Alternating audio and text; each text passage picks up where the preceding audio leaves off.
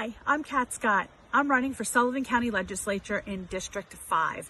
Please join me this Tuesday, October 17th at 7 p.m. I'll be on Tea Time with Bunky, where we'll be discussing a lot of the pressing issues facing Sullivan County residents. It's an important local election year. Election day is Tuesday, November 7th, and a lot of these issues affect all of us. So please join us this Tuesday at 7 p.m. where we'll be talking about all of the issues. Thank you. Welcome to Tea Time with Bunky. This is message. Hi, Dan. All right.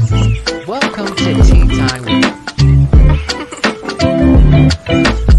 Welcome to Tea Time with Bunky.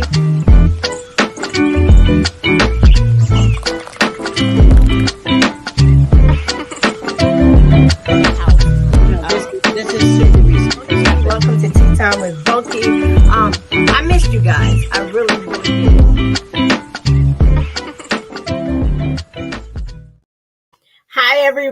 Hi, everybody. Welcome to Political Tuesday, Tea Time with Bunky. Thank you. I would like to thank you so much, everybody, for joining, staying tuned. Politics is a hard topic, but first, before we get into all that, I would like to thank all of my initial Tea Time with Bunky followers and subscribers, the ones that follow and subscribe, because Political Tuesday and Tea Time is really one, but this is just a special day.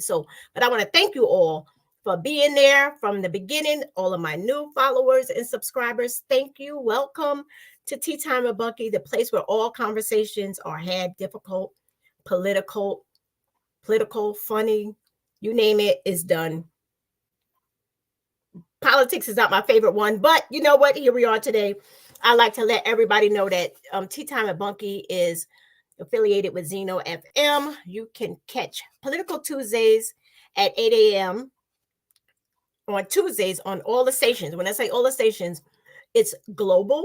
We're global. So we're heard out of the 195 countries, we're streamed or listened to, however they want to say it, in 173 countries. 173 countries. You can hear this conversation.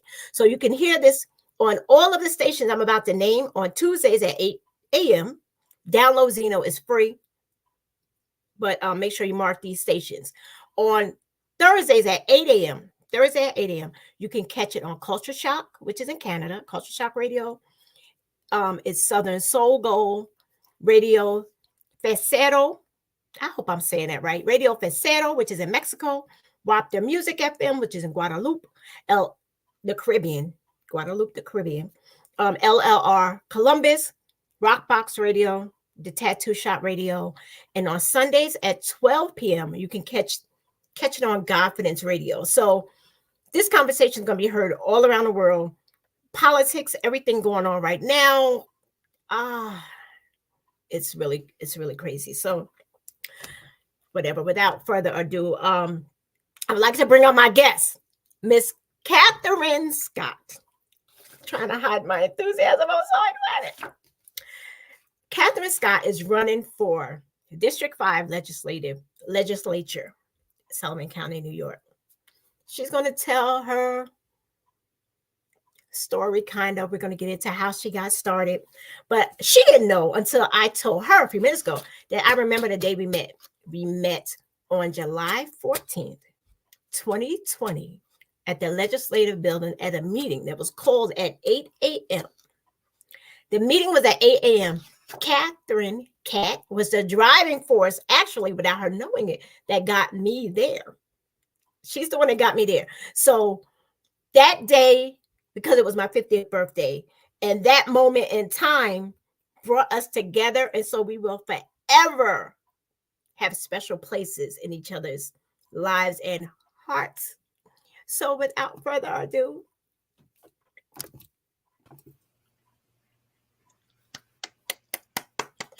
Hi, Kenita. Hi. How are you? I'm okay. I'm taking it one day at a time. Right. That's all you can do, is take it one day at a time, because this is a big thing and we'll get into that. Tell everybody if a little bit about your background and what initiated. See, I know, and people that have been following you know what was your initial motivation they had you advocating for the elderly, especially your mother. What was that? Tell everybody a little bit about that before we get into little steps. Okay. So my name is Kat Scott. I live here in Sullivan County most of my life. My parents moved up when I was an infant because they wanted this life for their children. They wanted a rural life. They wanted a safe life for us. And I feel like in some ways that Sullivan County, this community here was like a third parent because it helped shape who I am today. Mm-hmm. I remember being a little kid, my mom didn't drive and my dad worked in the city all week. So I remember one of our neighbors, Mrs. Wilcox, used to come and get me on Wednesday and drive me down to the church, and we would have like Bible study. That's the kind of community that I grew up in. And it was a Methodist church, even though we were Catholic. So on Sundays we went to Catholic church, and on Wednesdays I went to Bible study at the local church. And growing up here, my mom was a firefighter for a brief period of time in the early 90s before she became disabled, because in January of 1992, we had a house fire. And at 2:00 in the morning, our local neighbors got out of bed on a very brittly cold January night and came and helped save our house. So that's the community that, I feel like helped shape who I am today. So, I've lived here most of my life, graduated from high school here, graduated from college at SUNY Sullivan, I worked locally. I started my career in health and human services. I worked with addicts and alcoholics in the beginning of my career. Then I went on to working with adults who had developmental disabilities. Then I went into healthcare, working, doing supportive services in healthcare, like insurance, medical billing and insurance. I was an insurance liaison. Mm-hmm. Back then I thought it was hard. I can't imagine how hard it is today. And then I moved over to working for a lot of small businesses here locally. And I worked as a small business strategist for quite a few years. And so I got an idea of some of the challenges that our small businesses face on our main streets. And for the last 7 years, I've worked for a local community solar developer based in Callicoon, known today as Meadow. We started as Delaware River Solar, but we recently rebranded so that we could be competitive in other parts of the country as community solar is growing. And as you know, you just said on July 14th, 2020, we met because on July 6th, 2020, the Sullivan County Legislature announced that they were going to be selling the Sullivan County Adult Care Center, also known as the Care Center at Sunset Lake. Okay, wait. So we can get into that. We can get into that right now. So your journey, your social media, your real social media journey, you began as basically the voice for the Care Center, right? A David and Goliath type story, basically. So what were some of the challenges you faced going up against the county? Because you didn't play any games. Like, I didn't realize it was such a short period of time, July 6th. Yeah. And you reached the masses by the day of the vote or whatever. Tell everybody a little bit about that.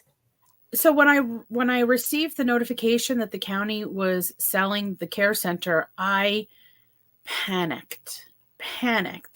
My mom had been a resident there at that point for 3.5 years.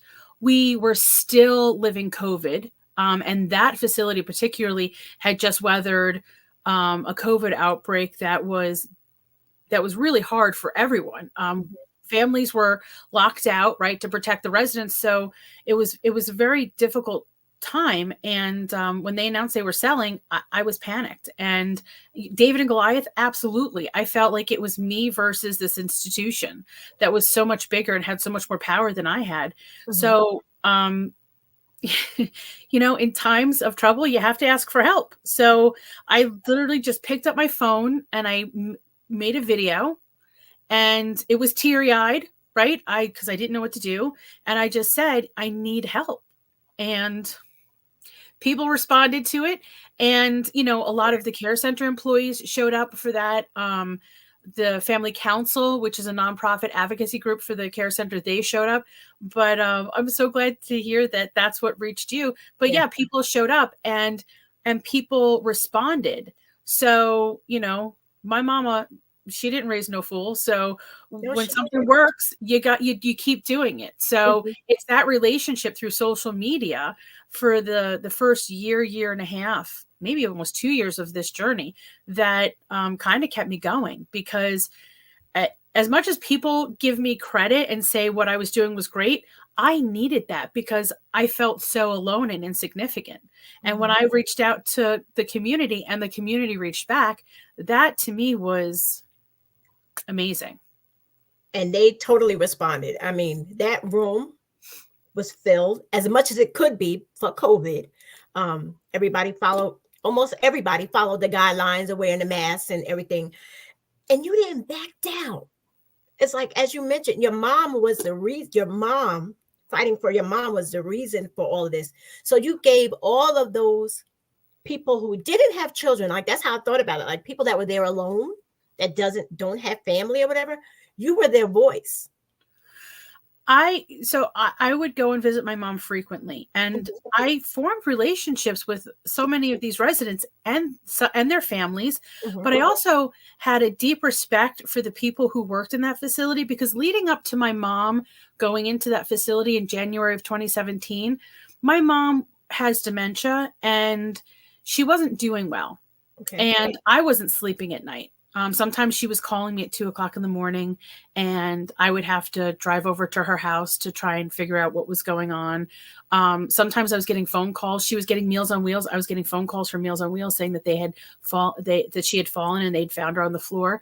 So I was incredibly stressed. I had a lot of anxiety, and I really wasn't sleeping at night. I didn't have any peace because I literally thought sometimes this is the day I get a phone call from a neighbor saying that they found my mom outside, or I go to see my mom and she's not there, or God forbid, I find her deceased. Right.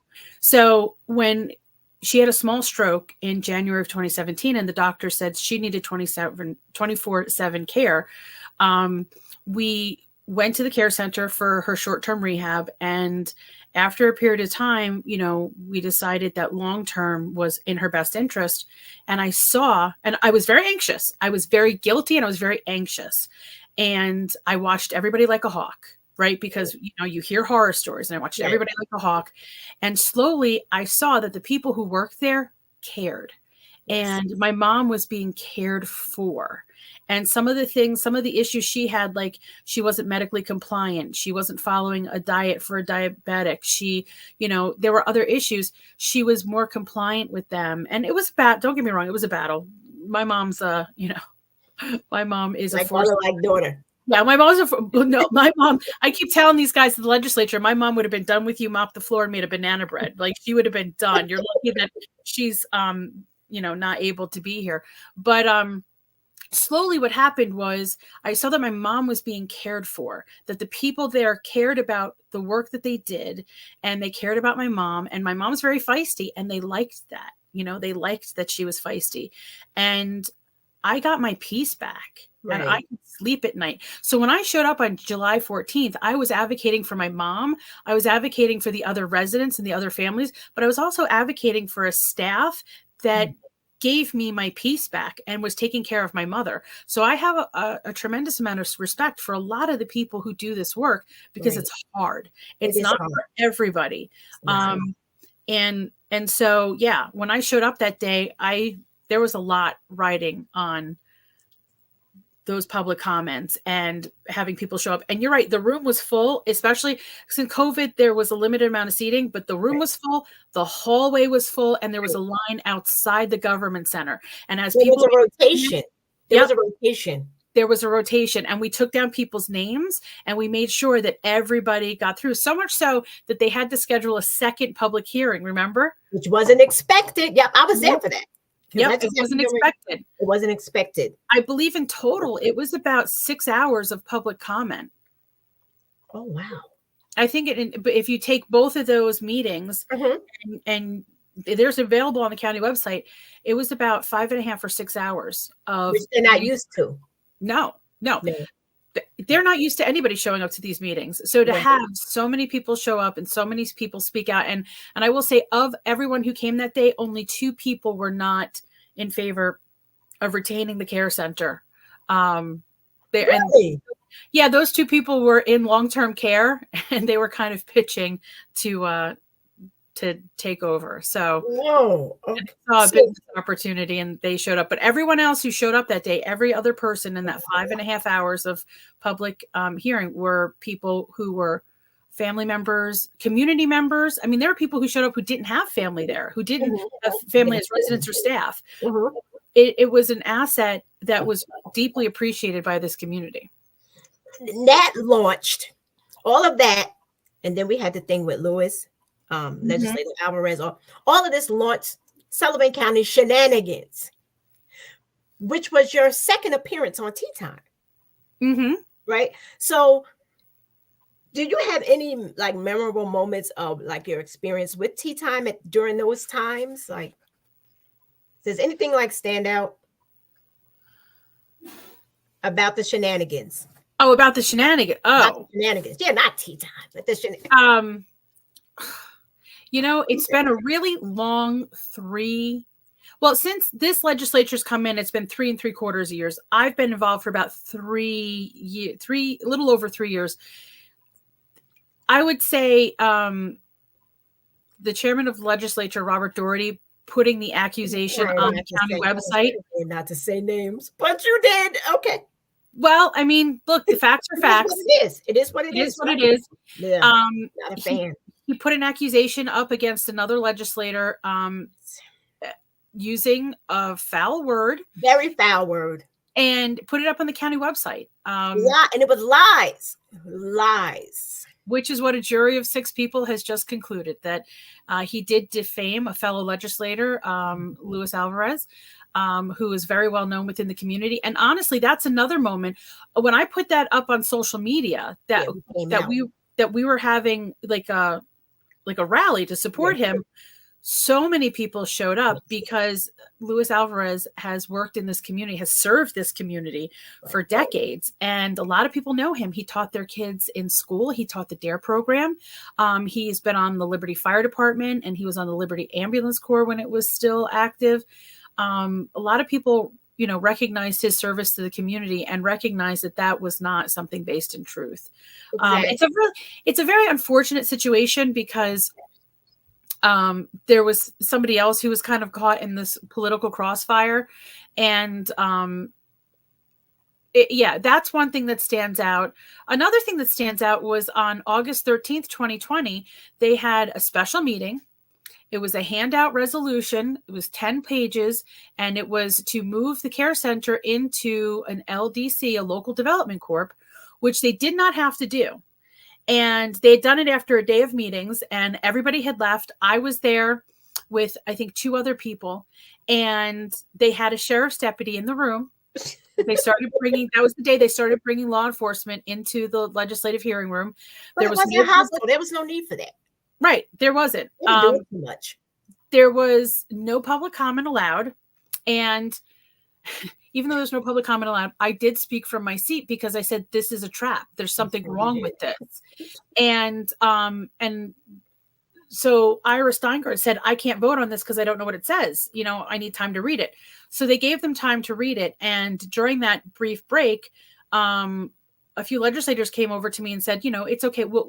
We talked to them and they're going to have public comment after the vote. And I said, after the vote's not good enough. It's too late. There's something wrong with this.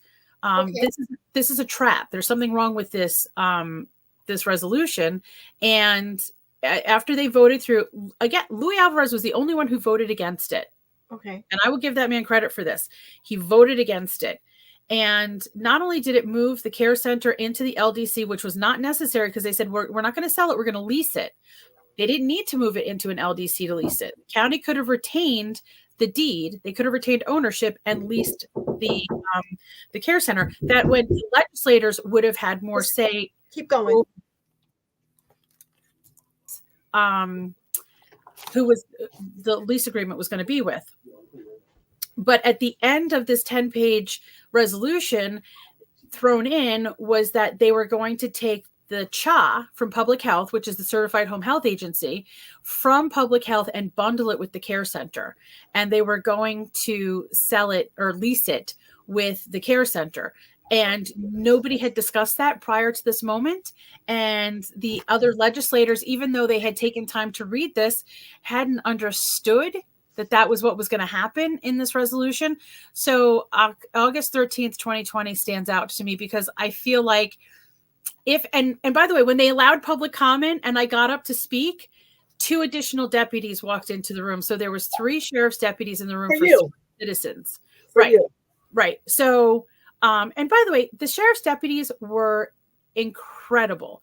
This was not something that they wanted to do. This was something that they were told to do. Right. And at no point in time were any of them ever anything but courteous and polite and professional. And I want to make that point because they were put in a very bad situation on multiple occasions where they were being used to try and intimidate citizens. And they did everything that they could to not be intimidating and to be fair and to be polite. So kudos to those sheriffs, the deputies, the folks that were doing that. And your son was one of them. Yes, he was a sheriff at the time. Yeah, he was a sheriff. Did not want to do that. And honestly, I got very angry on their behalf for that because that wasn't fair. Right. But yes, they had 2 additional deputies come into the room when I stood up to make public comment. And because I didn't get to see the resolution, as I was driving home, my phone kept ringing. And I'm not somebody who, at that time, I didn't have like Bluetooth in my car, and I'm not somebody who likes to talk when I drive. Yeah, so when I got, well, it is. I mean, there are like hand-free. I know, but that doesn't work for me. But so I just waited until I got home. And when I got home, I had all of these text messages and voicemails, and people were saying, "What happened to the CHA today?" And I said, "I don't know what you're talking about." And they're like, the CHA was part of the resolution. So nobody knew that they had taken. What is that? The Certified Home Health Agency. It's through Public Health. So it is a service that Public Health provides for folks who are having some health issues. Like maybe they just came out of the hospital with after a surgery, and they're not in a shape where they can go to a rehab. They can go home. Okay. They need a little help. So it's like a visiting nurses service, but it's more than that, right? It's nurses, it's certified nurse assistants, it's PT, it's OT. So there's multiple services that are provided. Okay. But it's the only service in Sullivan County. There are a couple other services, but they're very specific for like people who have developmental disabilities. And I believe there is one for Holocaust survivors, but there is not one that is provided to the general public here in Sullivan County because it's not really profitable to run a service like that here in Sullivan County because we have a very big geographic county and it's very rural in a lot of places. So in order for them to provide the service, it's not cost effective. And that's why it's vital to have it through the public health and through the county. So it was connected. It was connected to the care center. Yes, it was connected to that resolution, and it eventually they disconnected these 2. Okay. One because there was a court case. There was, I believe, a court case, and they did not. I think there was an Article 78 that was filed because they didn't handle it correctly. Mm-hmm. And again, the public was very upset about this. Well, nobody knew. Like they tried. That service, right? The longer people can stay in their homes, the longer people can age in place, the better off it is for everybody. Uh-huh. The better it is for that person, the better it is for their family, the better it is for the community at large. Okay. So, yeah. And he was trying to swipe that away because what I got from that meeting, the first meeting, the July 14th meeting, mm-hmm. It appeared that the legislators and who did I talk to? I talked to Justin Picchiotti when he was on. Mm-hmm. On. I had mentioned to him, it seemed like because it was 8 a.m. or whatever, it seems like they get these bills or whatever they are, all these papers, and they sign and don't read it because they seem surprised when everybody walked in and was voicing and you were going left and voicing their concerns. They really seemed surprised as if they didn't know what was going on. Yeah, I think that before this current legislature, there was a lot of trust. Okay. Those legislators that were serving, they trusted how the process worked. You know, you have the county manager and his office who oversees how Sullivan County functions. You have the commissioners of the various departments, and then, you know, all the other departments that work underneath them. So I think that there was this sense of trust in how the process was supposed to work. All right. And All right. and I think, you know, somebody recognized that and found ways to take advantage of it. You took It advantage also, of people's trust. yes, it also doesn't help that we have a county attorney who shouldn't be the county attorney. We have a That's county okay. attorney who was removed from the bench. He was a family court judge who was removed from the bench from the state for cause. There's a For a 66 reason. page, yes, there's a 66-page determination from Oh, that body. I've read it. I actually read quite a bit of the hearings and the process of all of that. The accusations are stunning, horrendous. Yeah. horrendous and stunning. Yeah. And they're Yeah. all of the complaints that were made against him made it into the investigation. And that's something that people need That to says understand. something. That says something. Yeah. So the county attorney, the sitting county attorney owes the chairman.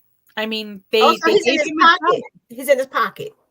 And the county attorney does not serve all 9 legislators, which he is supposed to do. The county attorney is the attorney for the legislature, right? So he is supposed to serve them. And I've seen some things over the years that are unbelievable. And that's corruption. That Yeah, is it is. corruption.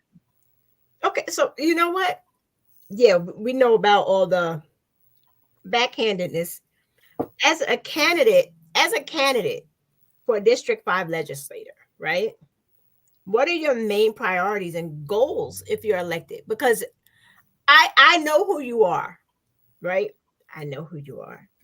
And you're not like that. When I say that, all the corruption we were just talking about. Yeah, no, I'm not. I'm somebody who, I mean, call me a Pollyanna, but I What is believe a in Pollyanna? Oh, Pollyanna, it's a story. It's this young girl who everyone thinks is naive because she sees the best in people. Oh, right? that would be me. That would Well, be not as naive as I look. A lot of people during this process of campaigning have told me, oh, you're not going to be able to change anything. You're not going to be able to fix anything. This is how it's always been. So yeah. That's why I refer to myself as a Pollyanna, because I Okay. don't believe that. Right. Exactly. First and foremost, I was raised by 2 people who voted and taught me the importance of a vote and taught me the importance of a vote. You of a guys. vote Yes. and the importance of participation in your community. My mom started a PTO at my school when I was a kid. She started a book fair that I was knocking on a door, and this woman reminded me that she used to volunteer with my mom to do that. And it's one of those things that really got me. I was raised by people who taught me the importance of a vote, the importance of participation, and I don't believe in unfairness, right? Like you're supposed to serve everybody, right? Right. So yeah, I'm a little bit different. And I've had people say to me, oh, you're a politician. I'm running for public office. I see myself as somebody who's asking you to give me the job of a public servant. I'm not really a politician. I'm somebody who says what's on my mind. Yes, I've had to clean that up a little bit over the last, year while I'm doing this, but I call it like I see it. And what I've told people is I'm not going to pretend to be something I'm not. And that is 100% true. I don't have it in me to pretend to be something that I'm not. I'm going to tell you who I am. I'm also somebody who does what she says she's going to do. And if you don't believe me, you can ask the turkey sitting in the legislature over the last 3 years if I show up and do what I say I'm going to do. You do. You are a mover and a shaker. Yes, and I told them, if they keep going down this path, that I was Oh going my to make God. sure that they each got fired come November of 2023. And now I'm doing it for myself with at least one of them. I'm running against him. This is running for public office was never something that I saw in the cards for myself. I'm somebody who's behind the scenes, right? I'm somebody who does the work and isn't out there, in the spotlight. And when you're running for public office, you're in the spotlight. You're And in the spotlight. Well, you were in the spotlight before, you didn't realize it. But no, you're more in the spotlight because they're like trying to tear you apart probably right now. well, Especially your little friend, they're probably. when I started advocating for the care center and I started going to legislative meetings, and again, this is not something that I was, I've always been somebody to speak my mind and to fight for what I think is right. But that was a much bigger platform than I was ever accustomed to. But it was something that I had to do. Running for office, again, is something I feel compelled to do. And what I tell people is I didn't start this fight. This fight came to me. I just didn't back down from it. And this is the next stage of it, is running for public office. Yeah, it's been a wild journey, but I don't believe in that. I believe in fairness and transparency. Right. What's happening in the county is a lack of transparency. Your government should always be upfront with you because they work for us, for we the people. Absolutely. And I have an understanding and a respect for that relationship. I understand who I'll be working for, who I'll be advocating for. Again, not something I ever saw myself doing, and it's taken me a little while to wrap my head around it, but I feel very passionate about that the people of Sullivan County deserve to have fair and equal representation. They deserve a government that is transparent and works for them. And, sometimes a girl's just got to do it for herself, if you. When was the moment? What was the moment where you were like, you know what? I'm tired of this. You know what? I got to be the change I want to see. Let me throw my hat in the ring. When was that defining moment? When did that hit you? Like, what? Were you just having tea with somebody and be like, you know what? I'm going to run. Forget it. I'm going to run. I wish I could say that there's this like a great story or a moment, but when I started showing up and advocating for the care center, immediately people started saying, you should run for office. Oh, Kat, you really know how to speak in public, and you should really run for office. And behind the scenes, it was very stressful, and it gave me a lot of anxiety. And I remember one night saying to my life hostage, my boyfriend, saying to him, like, I was almost paralyzed, and he looked at me and he said, well, when's the election? And I said 2023. And he said, well, then don't think about it. He was like, you can say no. What he says, just because people want you to means you have to. He was like, but it's a really long time away. He was like, so why don't you just keep doing what you need to do, put one foot in front of the other, and just know that you can say no. And which is wonderful, because he's always very my grounding force. He always brings me back. But the pressure kept up, and I kept saying to everybody, look, I don't know what's going to happen in 2023. I just kept people at bay. And then as we got closer, people kept saying, well, you're going to be the candidate. And I said, no. I really want us to find in District 5 other Democrats, who can be a candidate. And I made them withhold my name until the last minute, because I didn't want them to say, oh, well, Kat's going to run, so we don't need to find another candidate. Because I really believe in the process. And I said, if there's other people who are qualified and who want this, then put everybody up together and let the voters decide who their candidate is going to be. And unfortunately, people always say you need to vote, you need to run. You need to run for office. When people see you out there, not thinking that you yourself is like, no, that's not what I do. But you entertained it so long that you're like, okay, let's do it. I was very resistant. Because to me, it just didn't seem like who I was, right? Like, I'm not a politician. I'm not, but I've been sitting in these meetings for 3 years. I've been watching how how this county government works, I've been reading the agenda, reading the agendas, reading the resolutions. I put a lot of work into this for the last 3 years, hours and hours and hours of my time every week, going over things and talking to people and investigating things. So without really recognizing it, over the last 3 years, I basically was putting myself through school, right? Sullivan County Legislature School. And that gave me a little more confidence in running for office, because I felt like I have an understanding of how this works. Right. I have an understanding of how it could work better. I have something to offer, and not just somebody who can stand up in a microphone and put words together and sound good, right? I was somebody who had a working knowledge of how this county government operates. In the work, right? You put the work in, so you knew exactly what was going on. Is there a specific, like you talked about, reading all the paperwork and everything? Is there any special initiatives or policies that have your heart more or less, that you want to that relates to the elderly population and the community as a whole? Like, are there any policies or initiatives or anything? Well, when it comes to the elderly, I think that we, especially in Sullivan County, because we do have an aging population. Yes, we do.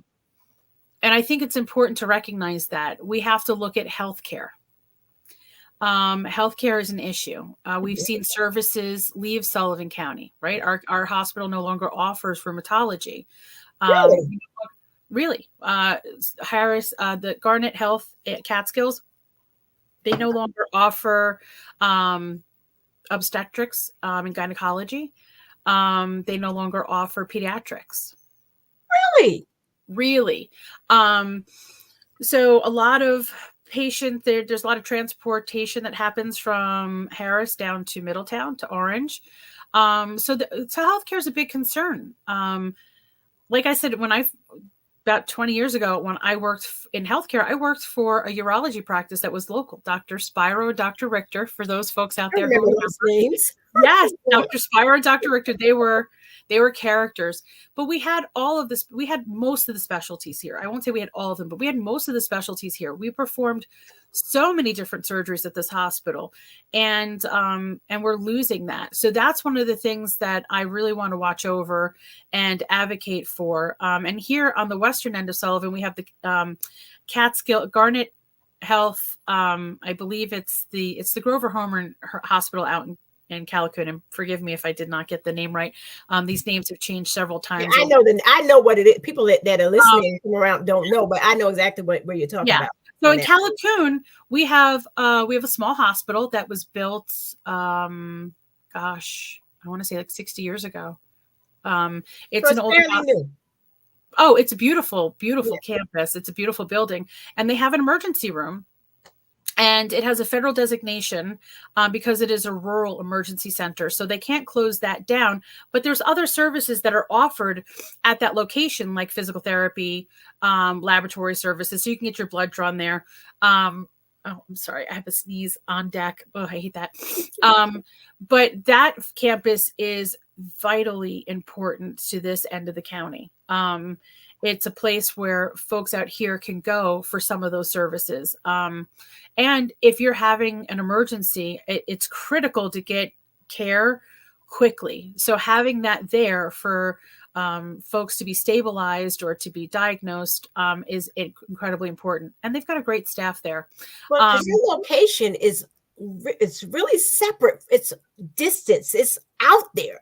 Yeah. Callicoon is like, that drive seems like it takes forever to get there. So you guys need something like that there. You really, really do, especially elderly. Yes. And, what's happened nationally is we're seeing less doctors have a single shingle, right? That less doctors in single practice. And that's affected us out here too. We've lost several doctors retired. Yeah. Yep. And we don't have anyone coming out to really replace them. We do have a great nurse practitioner out at Callicoon Hospital. But those healthcare services are important. Another thing that's important, especially for the elderly, we used to have these the lunches, right? Where they'd come out into the community and the the seniors could all meet up together and like town halls and stuff, and they could have lunch together. And they did it several times a week. And it was important for our seniors to have a place where they could go get a nice lunch, where they could socialize with each other, but also where if somebody didn't show up, there was people who recognized that maybe something was wrong, and they could go out and look out for them. So they looked out for each other. This all stopped during COVID, which is understandable because COVID changed a lot. But now that the world is opened up again, we need to start that back again. We need to, and I think that they are, the folks who work in county who do this stuff, they're great. They know, and they're advocating and doing what they can. But we need our elected officials to really making sure that any obstacles are dealt with so that these programs can get back to where they need to be.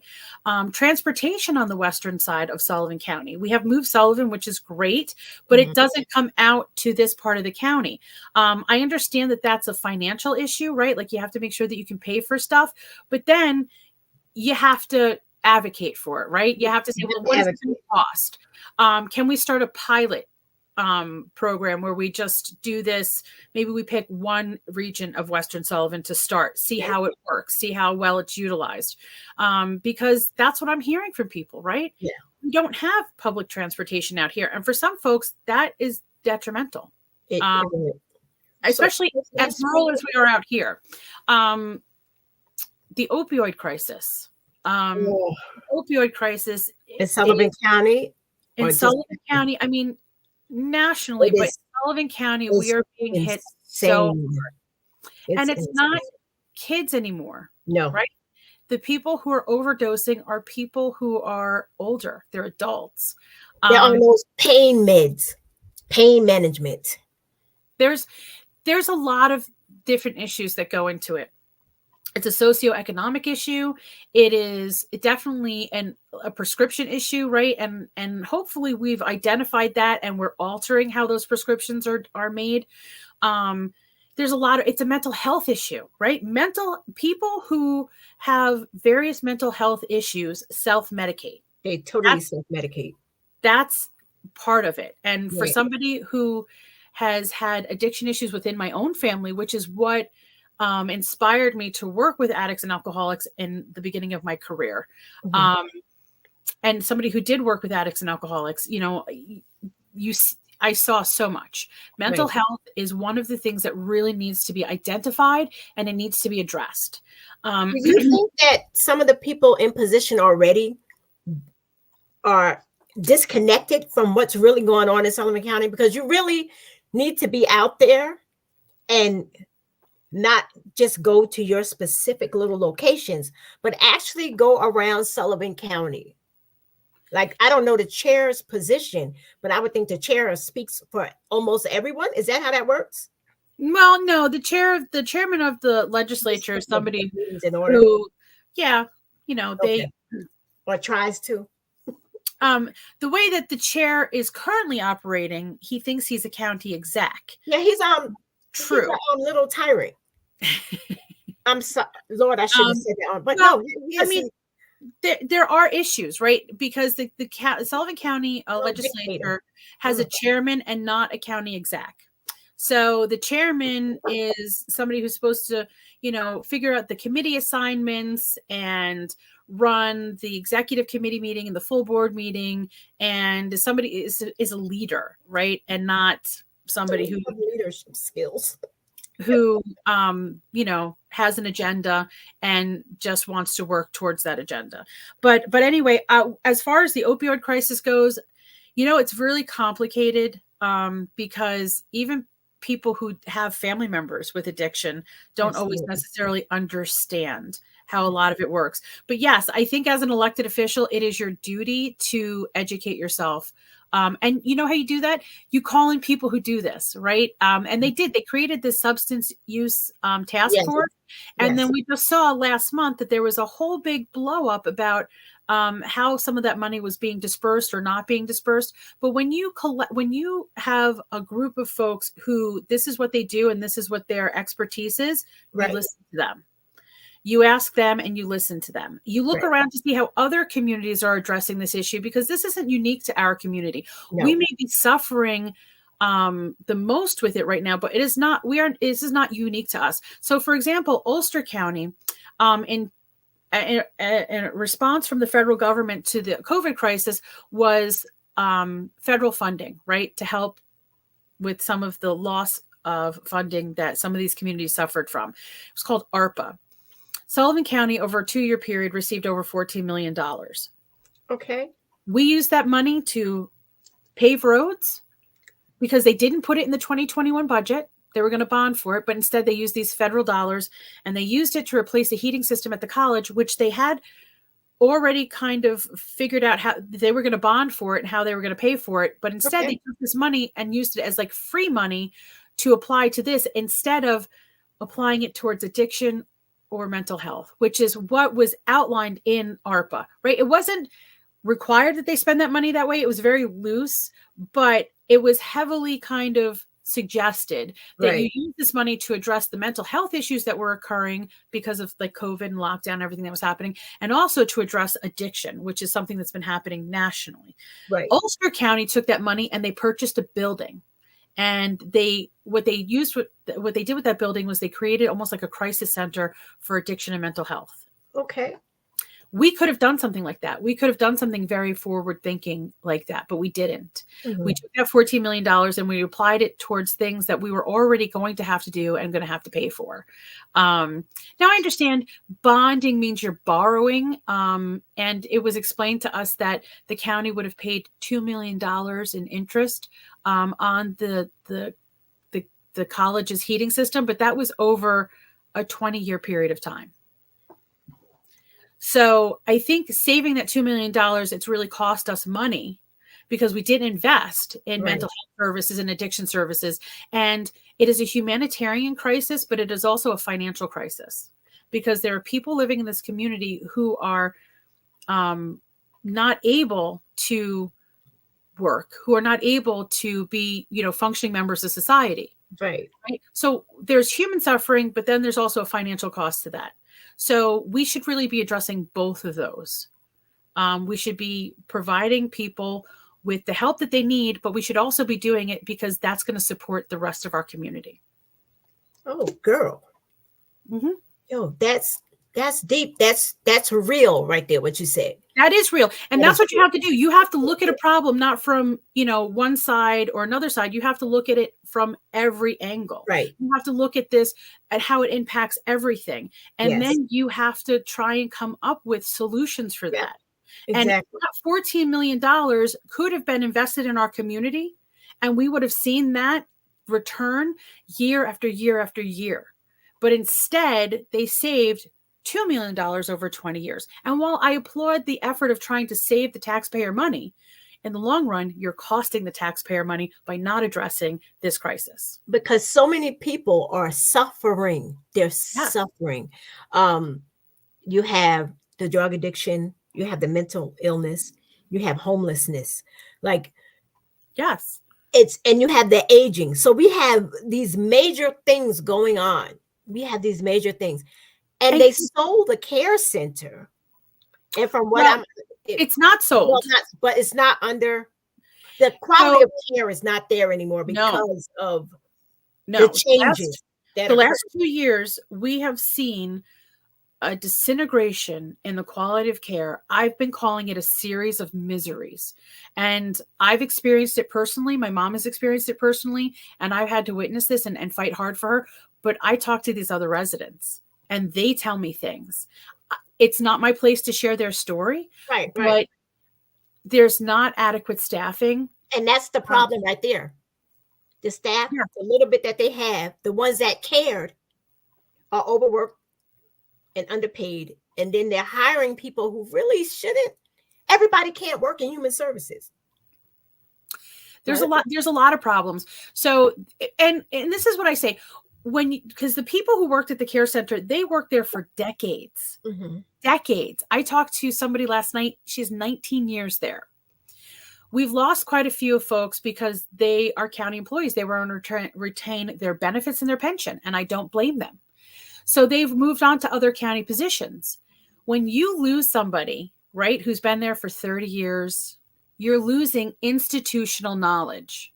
You're losing something that you can't get back. You can't get that back. You can't get that back. These are people who understand how these systems are supposed to operate. So they get very frustrated because they see this function, right? I know some nurses that have left because they're afraid they're going to lose their license because the things that are being asked of them is not okay.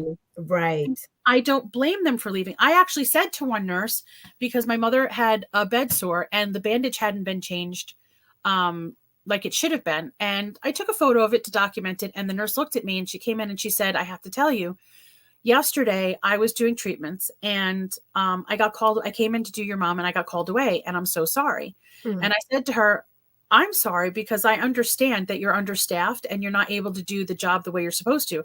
But what I need you to understand is it's not the administrator's license that will be pulled. Right. Not the director of nursing's license that will be pulled. It's your license. And that was a very sobering moment. And I didn't say that to her to be cruel. I said it to her for her own protection because it's the truth. Think about it, for her right? own protection. Right. So, here my mom didn't have her bandage changed like she should have. And by the way, that was not the worst case. I found that my mother's bandage hadn't been changed for 5 days after that. 5 days. After that, my mother had a wound on her entire right heel and the bandage didn't get changed for 5 days. I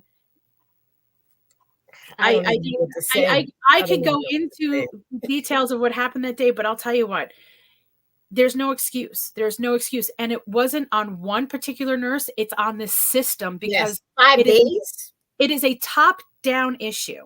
Totally. Because the company that is managing this facility right now, it is not resident-centered care or patient-centered care. It is profit-centered care. What they care about is what they can bill for. And if you don't care about the people that you're serving, then you're going to see systemic failures, right? And that's what we're seeing. We're seeing the systems that have been in place, that have been there, that have cared for hundreds and hundreds and hundreds of Sullivan County elders. We're seeing these systems fail now, and they're failing the people. And there's real human suffering that is occurring because of this. Now, I'm not going to say that I know 100% how we can help the care center financially. But what I do know is that the company they have managing it, who wants to now get a certificate of need in place so that they can lease this facility, is not the right company to trust our seniors to. Lease it to who? Well, Infinite Care is the company that currently has a consulting contract that is being allowed to manage this facility, the day-to-day of this facility. They have an LLC called Sunset SNF that has applied for this. Yes. That is applied for this certificate of need. And well, that's what happens these days is there's an LLC shell game, right? There's all these and we know what that's about. And names. Nobody really knows exactly who's behind them or what's going on. And one of the things they've done is they've outsourced all of the services. So prior to them coming in 2 years ago, podiatry was Family Foot Care out of Liberty. Labs went to the hospital, right, to Garnet Health. It was local practitioners who were coming in and providing services. Now it's all of these companies from outside of Sullivan County, mostly from New Jersey and from Brooklyn. And the services aren't as good. Wound care was coming in. Their wound care doctor came in to take care of my mom. And I sat through 2 appointments. The first appointment, the doctor never looked at me, looked at my mom, or spoke to me. He just took a ruler and measured the wound on my mom's foot, and he left. I thought he was coming back. He did not. So when the nurse came in and started redressing my mom's wound, I said, "What happened to the doctor?" And she said, "Well, he didn't even talk to you guys." No. And he said, just continue doing what we've been doing. The next week I was prepared. So the next week when he came in, he looked at it and I said, "It doesn't look like it's getting better." And he said, "Yeah, but it's not getting worse." And he walked out of the room, and that was it. So I called the administrator, the assistant director of nursing, and I said, "I have a complaint. I want my mom sent out to the hospital for wound care." And she said, "Well, let's look at the doctor's note." And she read me the doctor's note, in which he claimed that the patient was not experiencing any pain, was experiencing 0 pain on a scale up to 10. And I said to her, "It took you longer to read that note than he." Yeah, I'm like, he didn't even ask her. Yes. He barely looked at her foot, never mind her face, and he didn't ask me or her about any pain. I said, so I don't want wound care seeing my mother. I want my mother going out to the hospital, where I met Dr. Atlas, who used to come into the care center to provide wound care to the residents. And he gave me an earful because he's very upset that he's not able to come in and provide that care. And he has a special brand of humor, which I really appreciated, but he was very passionate about it because this is his community and he wanted to serve his community. Those are the people that we want coming in and taking care of our elders, people who care and are invested, not people who are not invested. And look, I don't want to say that anyone doesn't have a right to make a living. I'm not saying that at all. I'm just saying that your right to make a living does not, override my mother's right to dignity and care. Exactly. So what's happening at the care center, we need to, first of all, the care center doesn't need to be in an LDC because we're paying taxes on that building, by the way. They moved the deed from the county to an LDC, so it no longer is tax exempt as a government property. So we're paying almost $400,000 a year in taxes on a building that we didn't have to pay taxes before. So we have paid for 2 years. Coming up on this third year, you're looking at almost $1 million in taxes or over $1 million in taxes that we didn't have to pay prior. For a building where the quality of care is horrible. Right. And they're telling us that they're saving us money. And at the end of the day, we don't know if we're saving money because part of the consulting contract with Infinite Care is they're supposed to provide us, meaning Sullivan County, with a reconciliation, whether we owe them money or they owe us money. That reconciliation has never happened in 2 years.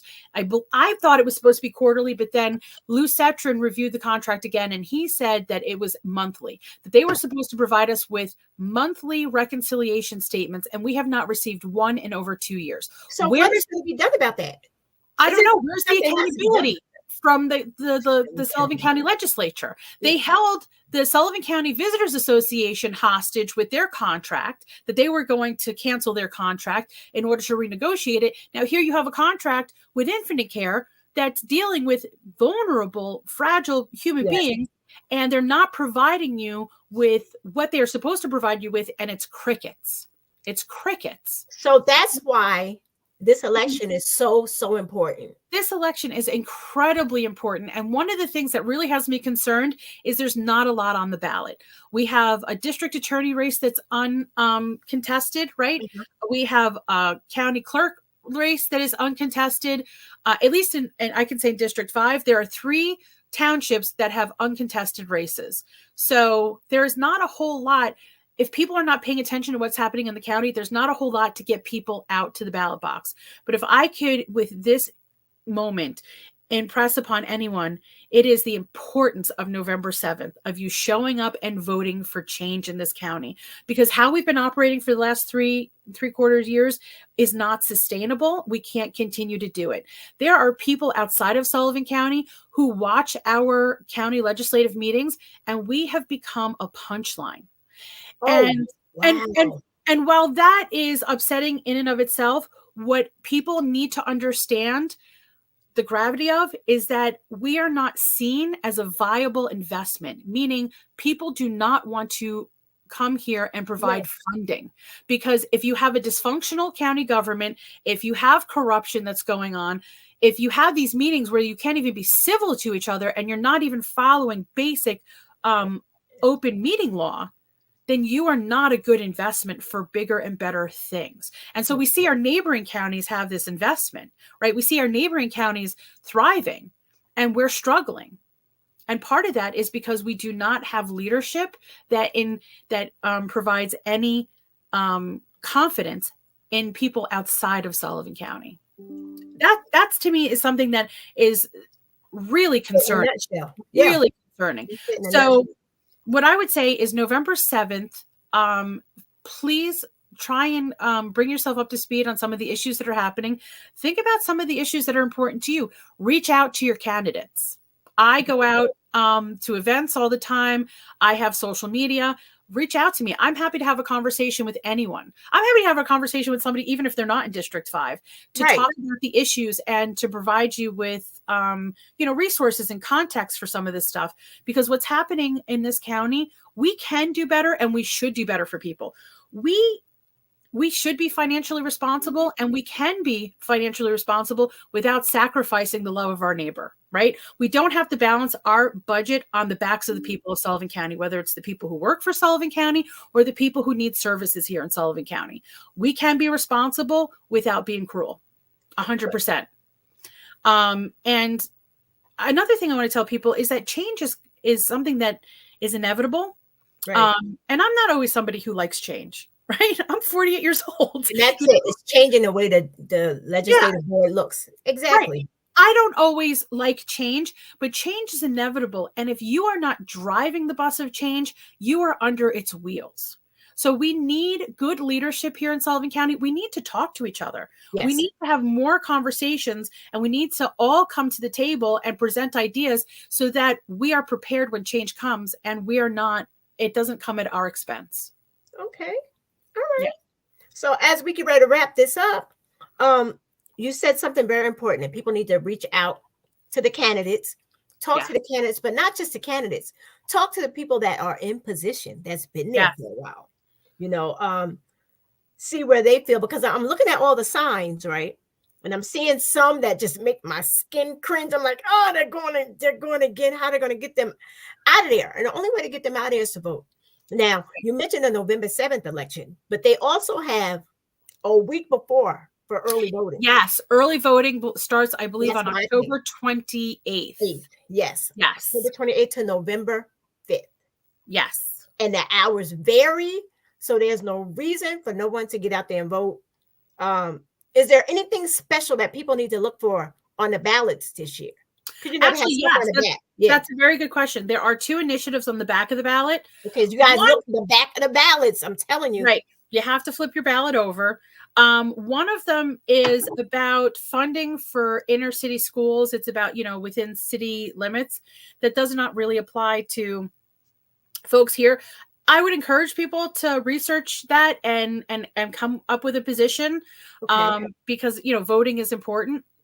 The second one is about funding for sewer repairs. So, and please forgive me if I don't get this right, but basically what happens now is when a municipality needs to borrow money, there isn't a cap to how much money they can borrow. And that's like an exception to the rule, right? So there's this, I don't want to call it a moratorium, but there's this exception, because the law used to be that you couldn't borrow more than a certain amount of money for these repairs. And as some of us know, these are really costly repairs. We have a lot of antiquated systems here in Sullivan County. They're old water systems, they're old sewer systems. Mm-hmm. So if you want to really fix it, you need to be able to borrow money to fix it. Yeah, so this is something too. Right. So this is something that's really important, because what they want to do is, I believe it's for 10 years, they want to extend this exception so that municipalities can borrow what they need, and they're not tied down to this cap. Okay. So you guys flip over your ballot, and and I would encourage people to look into these now. I believe if you go to the Board of Elections, they should have information on what the ballot looks like in your district, and what some of the wording on these initiatives. And it totally looks like the ballot. So you guys go to your Board of Elections wherever you are, whatever state, country, whatever. Go to, I don't know how it is in other countries. But look at your ballot, go to your Board of Elections. It will show you an example of what the ballot is for your township. Yes. Another thing that's important on this election is we have 3 New York State Supreme Court justice positions that are open. Okay. So there are 4 candidates who are running, 3 Democrats and 1 Republican. And I will say that I'm familiar with the 3 Democrats, and they're all 3 very good candidates. So I would encourage people to please vote for 3 of those justice candidates, because there's 3 positions that are available. We get to choose. There's 3 seats. Choose 3. Yes, there are 3 available positions that are open. All right. Yeah, so it's really important. I'm going to go to the Board of Elections and look at the ballot. I always go and look so I can see. So I'm prepared when I go in there. You guys, do me your too. homework. It's like a test. It's like a Yeah, test. I was gonna say that I have like a little quiz anxiety. Yeah. Like I want to know You what get it in there is. and you And then when blank I'm out. there- You're like, who are these people? What is going on? But so it's for your township, you guys. Go to the Board of Election. Look for where you are. Look at the ballot. Research your candidates. Now, research your candidates. Flip over the back. Well, you'll see it. You won't have to flip it on the website, but no, she gave it to you. What is going down? So y'all need to look at this. Be prepared. Do your homework. Be ready for that test. Go in there and get an A. That's how. Right. That's right. Go in there and I want to kill make it. sure that you, especially now that we have to fill in the little holes, I want to make sure that I do it right. Right. Yeah. But yeah, this is an important election. We want to make sure that we show up. And again, if you have questions for any of the local candidates, we're all pretty easy to get in touch with. And we appreciate talking to the public because at the end of the day, that's who we're working for. Right. The And more they need to remember that. Now, I know Mhm. you're going to remember that. The more feedback you give us, Right. better job that we can do. Exactly. Even as a candidate, I have a job. And my job is to bring up issues that are important to this community so that my opponent has to speak on them. Have to account for it. Yeah. What did you do while this was going on? Yeah. So hearing from the public is really important. Honestly, I actually really love talking to people and hearing what they have to say and what their experiences are and what their struggles are, what their thoughts and ideas are. It's something that I've always enjoyed. But during this process, I've been out knocking on a lot of doors, talking to a lot of people, and it's really given me an idea of what our community needs are. Wow. Well, you know what? I appreciate you so much. As I wrap this up, we're 6 minutes over. We can talk forever. I know. I appreciate you coming on and letting people see the cat that I know. People can see you, not things that they hear about you. Because I've heard some things, not things that they hear about you. Right. And not just the signs that they see, but actually get a voice, a personality, all of that behind the candidate is very, very important. Sullivan County does need you. You're just so wonderful. I wish you to. Well, you're not in my district. I can say that. I wish you. I'm like, wait a minute. I wish you the best of luck. Thank you. Sullivan County would be blessed to have somebody like you on the board because you're a voice that takes no prisoners. You go in there, you kick the door down, and you do what you got to do. And it's all out of love, and you care about the people, you care about your community, and that's what it's about. It's not just a dollar, it's not just for a title. Some people just like positions and titles, and that's not you. You like to get the work done. It's all about the community. And so you guys make sure you get out there on November 7th or a week before, October 28th to November 5th. Yeah, early voting is important. So I early vote because I may forget on the 7th. So I early vote to make sure I get it on there. Make sure y'all flip it. She gave you guys what to look for in the back. Flip that thing over. Look for funding for inner city schools, which may not affect us, but it affects somebody. Funding for sewer repair and 3 New York State Supreme Court justices. That's on there also. So know your candidate, know your Supreme Court justices. And also people should look to their town races because I didn't speak on that, but there are some the local town. Yeah, Fallsburg. Mike will be on next week. Mike Ben Simone. He's running for Mike Ben Simone. I love Mike Ben Simone. I always say his name Ben Simone. He's such a nice guy. He was on Tea Time also. He was on previously. He's running for Town of Fallsburg supervisor. And I see Nate Steingart, Joe, Well, I don't know who the county clerk is. I don't know who the clerk is. Oh, you mean the town clerk for Fallsburg? Yeah, I saw two different people running. I don't know who they are. So there was always one person that was on it forever till she retired. But still, these little parts, these little town things. The Election, town very elections are important. important, right? You want Totally to make sure effective. you have the best people who are in the supervisor's position on the town boards, who are the clerks. So, yeah, town elections are important. Yes, they really, really are. It's all important, you guys. Yeah. It's all important. So you get out there, tell a friend and tell a friend. This is Miss Kat Scott. She's running for District 5 legislator. Go out there, call her. She'll talk to you. Email her, send her a message on Facebook. Go friend, follow her, Kat Scott for Sullivan County District 5 Facebook page, and get to know her. I want y'all to know her, and then you'll see the greatness. I shouldn't be doing. I never endorse a candidate, but you're not from my district, so I endorse you. I'm not hurting nobody. I'm just saying I think you're great, and you'll be great at what you do. Thank you so much. Because having endorsement goes anywhere, but still. Well, when people say are very supportive of me, it means a lot, because this is a tough process.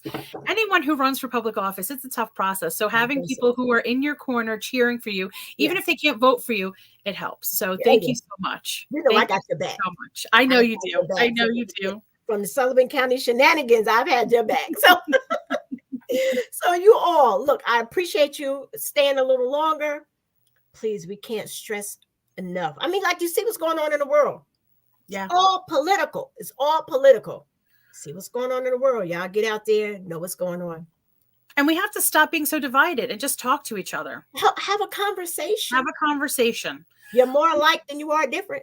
We are. You and sometimes when you have different perspectives and you disagree, you come out with a better solution. You really do. So you know what? I really got to get a Republican on here. Okay. They won't respond to me. I don't know. And but the thing, no, I haven't really reached out because they scare me. But the thing is, I have somebody in mind.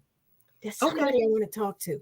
Well, if there's anyone out there who's a Republican, please come on. Now, I've asked people to have the conversation, period.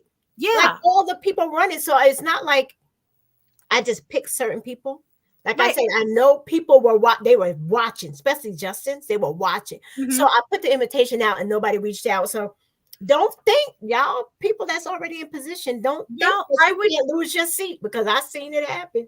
I would encourage people on the other side of the aisle. I would encourage Republicans to come on and talk to you. You're very easy to talk to. It's so easy. Hard to be fair, and we need to have these conversations. Right. We do. We need to have these conversations. And I'm registered Democrat, but you know what? I vote for the person who speaks to me. That's the thing. Same. And these local elections, we all know each other, right? Or you know someone who knows someone. Right. You know what I like to say is, like, we know the kid who got kicked in the head by the cow or ate glue in kindergarten. Yes. You know what I mean? Like, we know who each other, we know the people who are hardworking, we know the people who are honest. So I agree. You know, I vote for the best person. Right. I do. On a local level. Right. And I'll say it. I voted Republican before. I have too. Hello. I'm not ashamed. They spoke to me. They spoke. Right. You vote for the best person for the job. And that's exactly because you need the best person for the job. You do. You do. So, all right, you guys, I'm going to let you go. Kat, you said 1 second. Don't you go nowhere. So you all have a great night. I appreciate you. Make sure you tune in on Thursday, where I'll be going live from the rec center, live from the blue couch with the Kirks. So you guys tune in. That's going to be a great show. Amazing show. Tell a friend, like, share, follow, and subscribe. I will see you on Thursday.